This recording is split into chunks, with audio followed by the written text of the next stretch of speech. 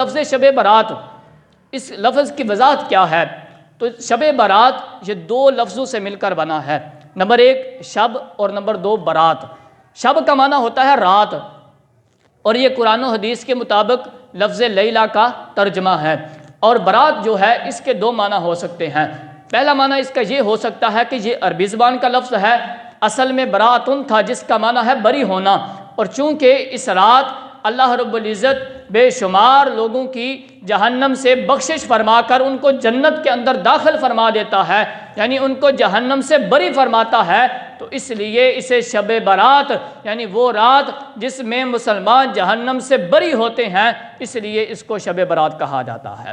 اور دوسرا اس کا معنی یہ ہو سکتا ہے کہ یہ فارسی زبان کا لفظ ہو، اور فارسی میں برات کا ایک معنی ہوتا ہے قسمت اور نصیب، اور چونکہ اس رات میں ہر حکمت والے کام کا فیصلہ کر دیا جاتا ہے، اس لیے اسے شب برات یعنی قسمت اور حکمت کے ہر فیصلے والی رات کہا جاتا ہے۔ اور اس کے بارے میں متعدد احادیث طیبہ بھی موجود ہیں۔ میرے بھائی، ہم اس معاشرے کے اندر جی رہے ہیں جہاں لوگ اس بات پر بھی اعتراض کرتے ہیں کہ بھائی شب برات قرآن و حدیث سے ثابت نہیں ہے، کیا صحابہ نے یہ عمل کیا؟ کیا نبی پاک صلی اللہ تعالیٰ علیہ وسلم نے یہ کرنے کا حکم دیا؟ ارے میرے بھائی، یہ میں اپنے ذہن کے مطابق ایک بات کہتا ہوتا ہوں کہ یار، اگر ہم اپنے معاشرے کے اندر دیکھیں، اپنے گریبان کے اندر جا کے دیکھیں، اپنے ضمیر کو جھنجھوڑ کے دیکھیں کہ ہم کتنا اپنے رب کی بارگاہ میں حاضر ہوتے ہیں، ہم کتنا اپنے رب کی بارگاہ میں حاضر ہو کر گڑ گڑا کر اپنے گناہوں کی بخشش مانگتے ہیں، ہم کتنا جو ہے اپنے رب کے حضور پیش ہوتے ہیں، تو ہمارے سر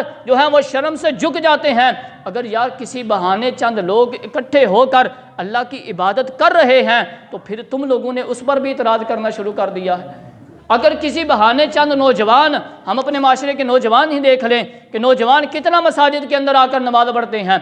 ہمارے سر جو ہیں وہ شرم سے جھک جاتے ہیں اس بات پر، لیکن اگر کسی بہانے چند لوگ اکٹھے ہو کر اپنے رب کی عبادت کر رہے ہیں، کسی غیر کی عبادت تو نہیں کر رہے، میرا اور کسی دنیا دار کا ذکر تو نہیں کر رہے، اپنے رب کا ہی ذکر کر رہے ہیں، تو یار تم لوگوں نے اس پر بھی اعتراض کرنا شروع کر دیا کہ یہ قرآن و حدیث سے ثابت نہیں ہے، یہ صحابہ سے ثابت نہیں ہے۔ ارے میرے بھائی، تم خود کو صحابہ کے برابر کہتے ہو؟ صحابہ تو وہ صحابہ ہیں ارے جن کی ہر صبح کو عید ہوتی تھی، خدا کا قرب حاصل تھا، نبی کی دید ہوتی تھی۔